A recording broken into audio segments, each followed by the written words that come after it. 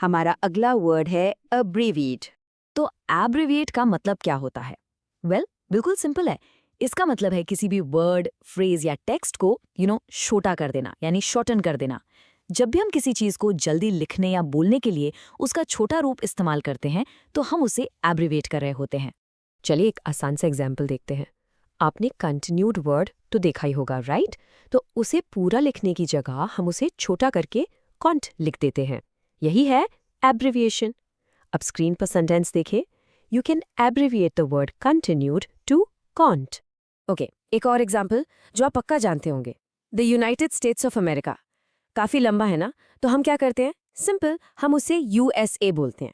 ये भी एक एब्रिविएशन है। सेंटेंस पढ़ते हैं। The United States of America is often abbreviated as USA. और पता है, ये सिर्फ कॉमन वर्ड्स तक ही लिमिटेड नहीं है। जो प्रोफेशनल्स होते हैं जैसे डॉक्टर्स, वो भी इसे खूब यूज करते हैं। सोचो, इतने लंबे लंबे मेडिकल टर्म्स, उन्हें छोटा करके लिखने से कितना टाइम बचता होगा, है ना?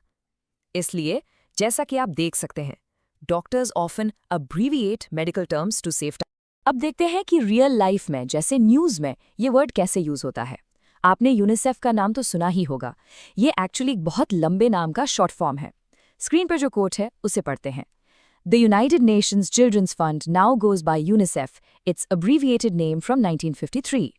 ओके, तो अब आप एब्रिविएट का मतलब समझ गए हैं। चलिए इसके सिनोनिम्स और एंटोनिम्स को भी देख लेते हैं।